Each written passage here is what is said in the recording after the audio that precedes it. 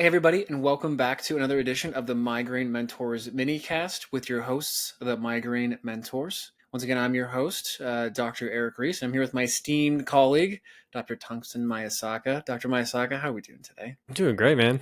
Probably not as good as you. For those of the listeners that don't know, Erik just had his first child. So he's basking in that new fatherly glory. How are you, man? More importantly, how's dad life treating you? This is the coolest gig that I've ever signed up for and ever played. So, as much as I Hell yeah. deeply miss restorative sleep and all the things that come with having a newborn in the house, I can safely say this has been the coolest experience thus far. So, and grateful that I get to have awesome business partners like you and Mike to support me and allow me to do what I've been able to do and spend time with him. So, it's been a reminder of how great life is, and for those of you on this as well too, it's a reminder of just how amazing modern medicine is. So today's topic is pretty relevant to that topic and discussion. We're really going to talk about just honestly finding the best ways for you to maximize your time with your providers. If you're like the patients that Dr. Maesaka and I have seen, you can have some horror stories. There have been great experiences. There have been experiences that have been mediocre and everything in between. So, Thompson, anything that you would kick things off with as far as somebody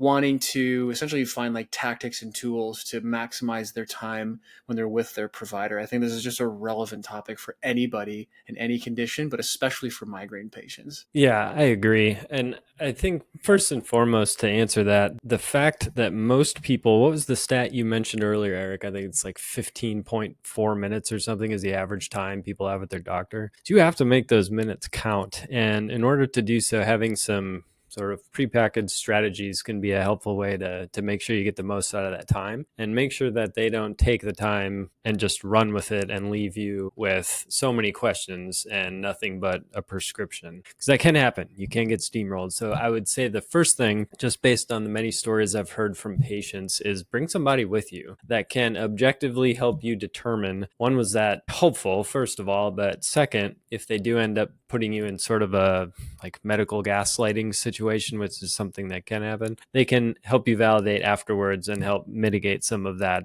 medical trauma, I think is what it's called, is when all your appointments are so stressful, having a third party that's more or less just neutral to help you unpackage what just happened can be really helpful. What's the first thing you'd recommend, Erik? That would be my big one. Honestly, that usually is my first one. I can't tell you how often I do consultations with patients. I'm like, hey, do you have somebody that is a caretaker or a loved one or a partner that can come with you? Because I feel like the longer we do this, the more we learn, right? But when we have people coming in and they're a partner or significant other, they always just hear things a little bit differently than the patient does, or they can remember things more efficiently than the patient does. I think there was some scary stat about like 80 to 85% of the information told during a visit is immediately forgotten by the patient the moment they walk out your door. So that's always the first thing for me, is bringing a partner or a loved one with. The second one for me is having patients be able to like kind of think about like what they want to get out of their visit, right? So I love patients that go on Dr. Google. I love patients that are on ChatGPT and asking hard questions because they coming in with information, but they're informed and they want to know the answers. And so the more of a dialogue we get to have with them, I find that one, those patients get better faster because they really can own their outcomes. But then two, they keep me honest, right? So any good doctor out there will tell you when a patient asks a question, it's not an ego check for the doctor, although a lot of them will feel that way. It's really a conversation to have to say, that's a really good question. Maybe we didn't consider this. Or, oh, God, I can't believe that no one's ever answered this for you. I look at it as an opportunity to build that trust and that bond. And so I would say having questions that are like predetermined or doing research before to make sure that you do maximize the time in the visit, like Dr. Maesaka said. I think that that's a really crucial step for maximizing outcomes and then really building that relationship. So, Thompson, what else would you throw into that mix as well? I like the point that you made about having an agenda. I think another scenario that I think would be helpful to run through as well is, you end up with clinicians like us that will sit and listen. That's one thing. But if you have a very short, dominant type, like, hard moving doctor that tends to steamroll what you came in wishing to talk about, I'm sure you've heard with your patients that happens more often than not in some Mm-hmm. cases. So have you heard patients successfully navigate a situation like that? And if so, what were some of the things they used to get through that besides just being extremely assertive? which I think is ultimately the thing that you kind of need. Honestly, that's a really good question. A majority of the patients that have come into my office have essentially said that they've had that situation happen and they've just never gone back to that provider, which, to be fair, makes a lot of sense. I have had a couple patients that have said that they essentially asked a lot of questions to really take the doctor from being in defense mode or offense mode to kind of being back into a more of a relaxed, kind of calm state. Like, kind of like you, Absolutely. Thompson, like your neurological state will affect mine and vice versa. Like, we know that. And even in a doctor patient relationship, like if I come in hot with a patient, like they're going to feel that vibe. But I actually don't have a really good way to triage that. Like, I think most of the time, what I've advised patients is that I was like, hey, listen, if this happens more often than you want it to have happen, then you have the conversation with the doctor, or you just go find a different doctor who's going to treat you the way that you want to be treated. I don't know. What advice do you have on that? I'm kind of at loss for words on that one. My advice is usually go find a nurse practitioner. In Minnesota, I don't know if Fair. you're aware of this. In Minnesota, nurse practitioners are essentially fully autonomous. They can do and prescribe all the same things that medical doctors can. They tend to be women, and they also tend. I actually seriously considered going to nursing school to pursue this. So in that sort of research process, I learned that there's what medicine refers to as the disease-centered model. So it's all about diagnosing the disease, and then the treatment is a very logical series of steps. And then there's a patient-centered model, which is what nursing tends to focus around, which is considering, okay, it's a sick person on my bed. What got you here? What were the lifestyle factors that led you here? And what are the things you can change now? Which is a much more patient-friendly just perspective to have, for one. And for the Mm-hmm. most part, they most of the time tend to be women who also, not hating here, but generally tend to be a little bit more empathetic, especially to women with chronic illnesses. Which, if you're in a state where that's not an option, there are some other things we could still talk through. But in Minnesota,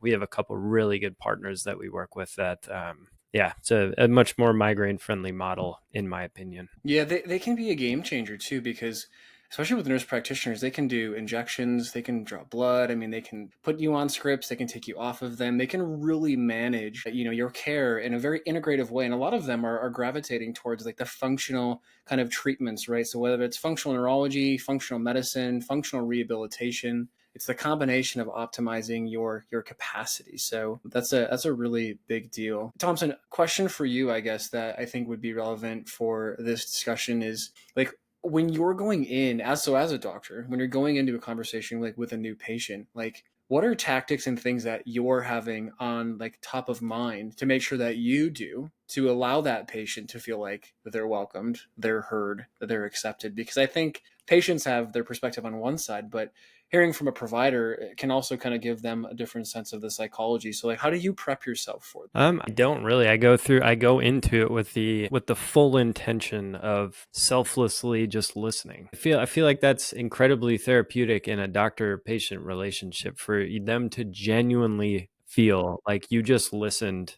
completely open. You weren't thinking about what you're going to say. You weren't taking notes. You weren't preoccupied somewhere else. Genuinely helping them feel like, I'm listening to you. You're completely heard. And then after that, usually they're a little bit more receptive to the things that you have to say, because they've had their turn to talk and now it's sort of passed back on to you. I think is crucial in establishing a good, mutually respected relationship based on good communication, because ultimately, we only have a certain amount of time as well. So the more effectively and efficiently we can get to the core problem of why they're there and what we can do about it, I think is built upon a foundation of that trust and respect. What about you? I would say that's also what makes you just a great doctor, right? Like, you're brilliant, of course, but like the fact that you care is probably the biggest factor, I would say, for so many good doctors out there. So Likewise, man, if any of you out there have not looked at Erik's reviews on our Google page, every single one of them says the same thing. He's so thoughtful and listening, and they can all tell that you genuinely have the hugest heart ever and actually care super deeply about all of them. So I thank you for the compliment, and I send it right back. no, I appreciate that, and the feelings are very much mutual. And going into a conversation, I'm similar with you in way too many areas of our personal and professional lives, I guess we've Yeah, established. But right. like asking questions is huge, and honestly, like I'm just so curious. I'm so curious about what someone's going through, why they're still going through it, why they haven't found the solutions they've been looking for yet.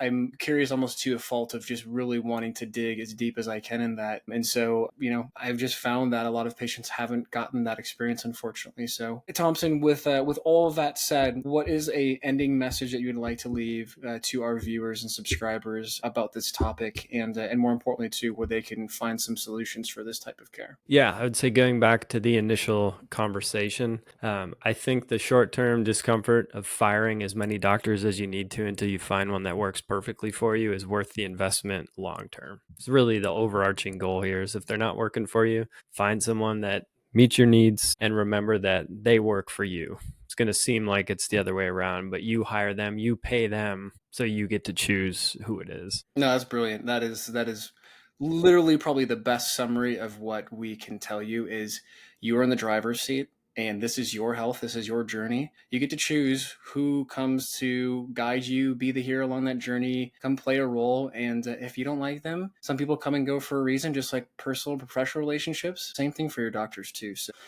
with that said, we are the Migraine Mentors. Thank you again for joining us again on this week's little mini podcast. For those of you who are subscribers, thank you for your support and unenduring just information, feedback, all the things you're giving us. For those of you who are just finding us and aren't subscribers, what are you waiting for? Well, the description below this YouTube video has a link to subscribe to our newsletter. We put this newsletter out every single week, and we are literally taking 10, 15, 20 years of clinical practice and distilling it out into information that is digestible and edible for you to take and run with and hopefully just own your health. Thank you for joining us, and we look forward to seeing you again at the next episode. Sweet.